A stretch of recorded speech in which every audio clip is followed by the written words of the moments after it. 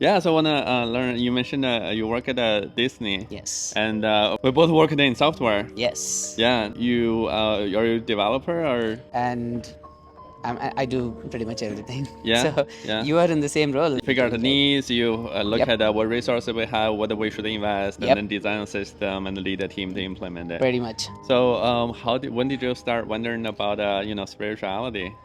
Spirituality, so from my childhood, both my parents are devotionally oriented. I mean, there's a subtle difference between spirituality and being devotional. The rituals, the festivals that we celebrate, and all that. That's a different different experience when compared to being spiritual. Like under the guidance of a guru, Isha. Yeah. I consider this being spiritual. Yeah. Spiritual meaning orienting towards yourself, right? Yeah, right. So turning inward. Yeah, in turning terms of, inward, right. Were Maybe you because of the facing background. some of the challenges or like No. yeah. Maybe because of the childhood and the background that I came from. I mean, I belong to an authentic Indian family. Authentic Indian family. So, yeah. How was that like? What were some of the traditions? You've seen the dance the other day. Yeah. So they depicted quite a few characters in there. Yeah. I don't know if you have followed. There is Ganesha, there is Muruga, and there is Parvati, there is Shiva. There's a lot of them. Traditional, influential Hinduism characters. Right. So Yeah. every month there is something or the other. Yeah. Some And festival, some Coming celebration. from that type of a Yeah. background, we do celebrate everything Yeah. and in a pure, authentic fashion. So coming from that background, so at the same time, we also have some questions at the same because why are we following this ritual? Why do we have this as a barrier? Yeah. So those kind of questions were arising as we grew up. Yeah. So there were no answers even in the previous generations. They accumulated all of this knowledge from their prior generations, and they said, "Yeah, let's do it this way." Gain clarity. I started following Sadhguru and all his podcasts. That's my routine. Yeah. So whenever I drive to work, morning time, evening time, I just listen to Sadhguru. Even when I'm not falling asleep, I listen to Sadhguru. That's how I grew that intimacy in terms of guru and disciple relationship. So that's why I'm here. It's because of the questions that I had. Yeah, growing up, you had a lot of traditions, and then you started questioning, Yes. like, why are we doing these rituals? And then you're looking for answers. Is it like because we have like a gods, goddesses that are determining our life? Right. Should we just leave it to them? They all figured out, or like as we actually learned from Sadhguru, it's like we are actually part of God. Like we are part of the universe. We are the only person responsible for our life. Yeah, Shivoham. So the meaning in Sanskrit is Shiva Aham, as in I am Shiva. Yeah. So there is that in all the chants. Yeah. As in my previous generations and the previous generations were chanting all these years. Yeah. So like today we're celebrating Shiva, but actually the chants is about Aham Shiva. I am Shiva. It's like we're celebrating ourselves. So now we were chanting without knowing what it is. Yeah. Now Sadhguru helped us to know how we can see Shiva in ourselves. Yeah.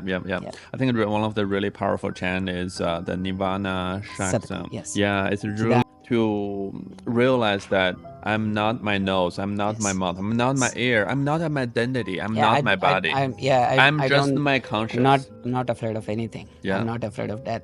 So I'm because I am Chidananda Rupa.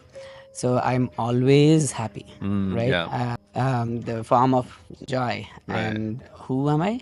Shiva Aham. I am Shiva. It's That's very powerful. really beautiful. Now, coming from an Indian background and then working in Florida in the US, well, how would you define success?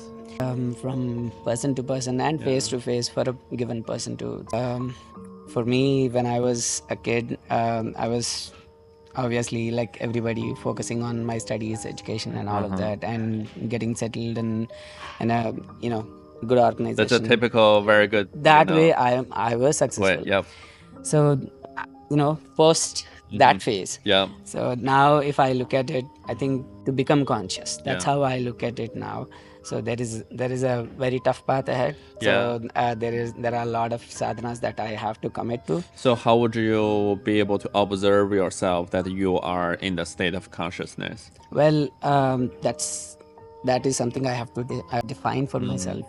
But I'm definitely improving in terms of the clarity that I always wanted.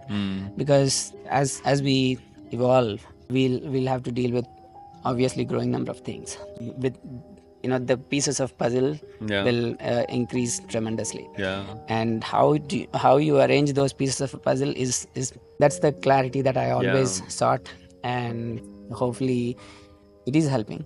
I'm on the right path, and Bhairavi definitely is putting me on the right path.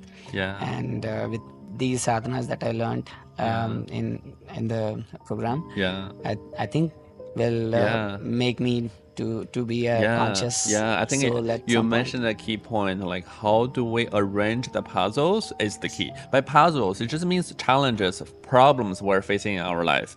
It's less about solving all the problems. It's more about how you arrange it, how you prioritize it. They're not necessarily the challenges alone, right? So pieces of puzzle, as in you'll have quite a lot of information, but you have to summarize that. So if you look at in simplistic terms, so how do you take the most important detail from a lot of garbage and project that? So starting from there, that's a piece of puzzle first of all. And from there to even, like you said, up to challenges. How do you face those challenges? How do you address? How do you stay calm in those challenges? So those are all puzzles. Starting with just our embracing a lot of information every day. How do we process it? I think it's mostly about saying no to a lot of information, because there's a very few pieces of information that's actually meaningful in our life.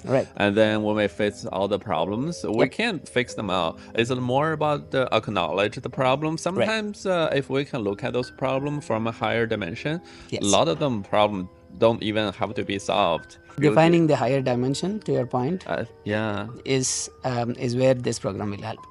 Really seeing what's the meaning of it, like as we're walking the production, right? Then it's just help me to see, this is a circle, just like in life. We start before we're born, we're nothing. We don't exist. After we die, we don't exist. It's a circle, and then just we enjoy the journey. And then as we walk along the journey, barefoot, I couldn't walk really fast, so I have to slow down to pay attention to what's around me, to be present. And that's exactly, I think that's a conscious, I made a conscious decision to look around, to see, talk to people that I met, and then to look at the tree, look at the leaf, to look at the flower.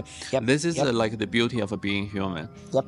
Because otherwise, if we function like a machine, or focus on efficiency, or those are cars, they're the machines in factories. What made us unique as human is because of our senses and our consciousness. Couldn't agree more. Amazingly summarized.